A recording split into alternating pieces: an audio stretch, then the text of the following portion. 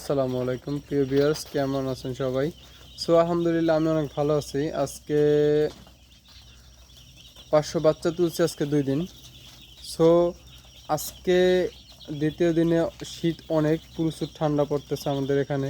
আর সবথেকে বড় কথা হলো আমার ফার্ম হলো চালনি শেড, নিচে পানি আছে অফুরন্ত, যেই কারণে আপনার ঠান্ডার একটু বেশি। আমি অনেকটা তাপ দিয়ে দিছি, মুরগির বাচ্চাগুলো অনেকটা শীতের দিনে উঠাইয়া ফালাইছি, আমি কিছু করার নাই। এই যে দেখেন কিভাবে আমি তাপ নিয়ন্ত্রণ করতেছি।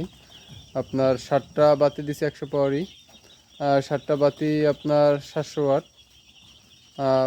দেখেন কীভাবে দিছি, একটু দেখাই আপনাকেও।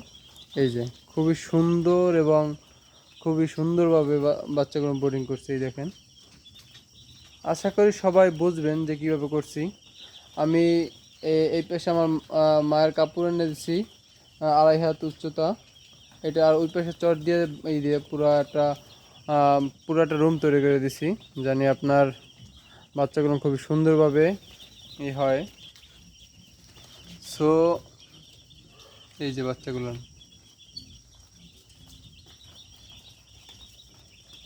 একটা বাচ্চা মারা গেছে। সো আজকে বলতে পারি না কী জন্য মারা গেছে, ইনশাল্লাহ কালকে বলতে পারবো আসলে কিসের জন্য মারা গেছে। সবথেকে গুরুত্বপূর্ণ বিষয় হলো সবাই বাচ্চার দিকে অল টাইম খেয়াল রাখবেন যে কোনো সমস্যা হইতেছে কি না।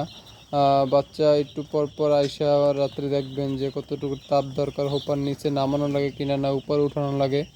কারণ আপনারা বাচ্চা দেখা গেছে পানি খাবার দেওয়ার পরে আপনারা চলে যান, আমিও চলে যাই, বাট তারপর আসি রাত্র 1টা বা 12টা বাজে, এই টাইমে আসি, আইসে দেখি বাচ্চা আসলে কীরকম কন্ডিশনে আছে, বাচ্চাটা আসলে কি চায়, আর তাপ চায় নাকি তাপ থেকে দূরে থাকতে চায়। ওই চাহিদা অনুযায়ী বাচ্চার হোপার নিচে নামানো হয়, উঠানো হয়। সো সবাই খেয়াল রাখবেন আপনাদের শখের খামারের প্রতি, শখের মুরগিগুলোর প্রতি। সো আসসালামু আলাইকুম।